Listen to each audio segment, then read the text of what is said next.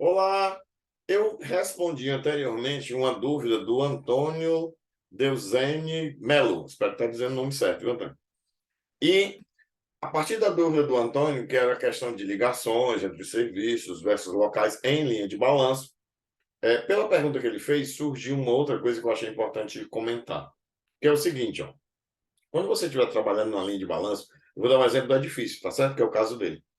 Quando você estiver trabalhando na linha do balanço, lembra que primeiro a gente precisa identificar quais são, como é, aliás, o nosso processo produtivo. Então, por exemplo, tem empresa que faz, já que nós estamos falando de edifício, tem empresa que faz o serviço de marcação com um profissional ou uma equipe e sai marcando os vários pavimentos de alvenaria para depois elevar a alvenaria.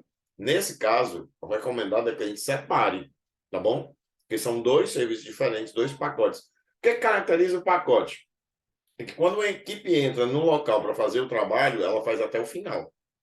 Como nesse exemplo, eu tenho uma equipe que entra, que faz só a marcação e passa para outro local, e depois uma outra equipe, são outras pessoas que vêm em outro momento, inclusive, para fazer a elevação, então são dois pacotes.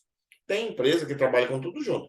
Então, a equipe faz a marcação e faz a elevação. Tem uma pessoa ou algumas pessoas da equipe que fazem a marcação e outras pessoas que fazem a elevação. Então aí é um pacote só. Por quê? Porque essa equipe entra praticamente junta e sai junta do mesmo local. Olha isso, do mesmo local, indo para outro local. Tá certo? Então, primeiro, temos que entender o processo construtivo. Joia, fizemos isso? Beleza. Agora vamos entender como representar isso na linha de balanço. A linha de balanço, você pode, a gente está acostumado a ver, eu mesmo mostro várias vezes, uma linha de balanço só para os vários serviços, né, que eu tenho, por exemplo, naquele edifício. Mas, às vezes, e de vez em quando eu também faço isso, a gente separa em mais de uma linha de balanço. Por exemplo, né? Eu teve alguns exemplos de vídeo e tal, etc., que a gente, e cursos, a gente mostrou já, por exemplo, um edifício, a gente tinha linha de balanço interna, né, dos apartamentos e tal, ou seja, da casca do chão para dentro. Tinha uma linha de balanço da fachada, tinha uma linha de balanço da varanda naquele edifício, porque existia um aspecto peculiar do projeto com relação à varanda. Ou seja, eu estou vendo o mesmo edifício. Aqui eu tenho um bloco onde eu vejo a linha de balanço interna, vamos chamar assim, a linha de balanço fachada, a linha de balanço varanda, ou, né, dependendo da sequência que você quiser colocar. Então, se você trabalha no Excel, no Project, numa plataforma, por exemplo, com Prevision, etc., eventualmente você analisa como melhor separar essa estrutura, essa organização. Tendo dito isso, surge a seguinte situação. Às vezes, alguns serviços, vamos dar um exemplo aqui, instalação de esquadria de alumínio, ou acabamentos elétricos, acabamentos hidrossanitários, ou mesmo infraestrutura elétrica, infraestrutura hidrossanitária, infraestrutura de telecom. Às vezes, é interessante você destacar. Eu tenho como que uma linha de balanço mais mestra, né? Mais geral, com determinados pacotes que eu escolhi para ficar lá. E alguns pacotes você pode tratar aqui destacar, como se fosse uma linha de balanço complementar, auxiliar, onde você vê essas coisas que eu citei, como, por exemplo, assentamento de esquadria de madeira ou esquadria de alumínio, acabamentos, tá certo? E assim por diante. Então, não se prenda à obrigatoriedade de ter em uma única linha de balanço, em um único layout, em um único desenho de linha de balanço, tudo. Tá? Você pode explodir e ter mais de uma para um mesmo empreendimento, por exemplo, com edifício. Por exemplo, em outras, vamos pegar aqui um exemplo de uma usina solar. De repente, você pode ter a linha de balanço de toda a parte de infra de civil, né? Supressão vegetal, corte, aterro, abertura de vias, etc. Tem uma linha de balanço na parte elétrica, uma linha de balanço na montagem mecânica, tá bom? Pode ter uma otimização que eventualmente pode ficar ou não no formato de linha de balanço, de colocação, né, de assentamento, de chegada, de montagem dos skids, dos equipamentos elétricos de grande porte, tá certo? E assim por diante. A mesma coisa para outros tipos de empreendimento, tá certo?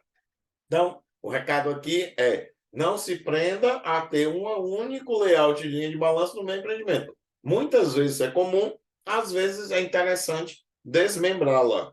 Outro detalhe para encerrar é o seguinte: eu não sou obrigado a colocar todos os serviços na linha de balanço.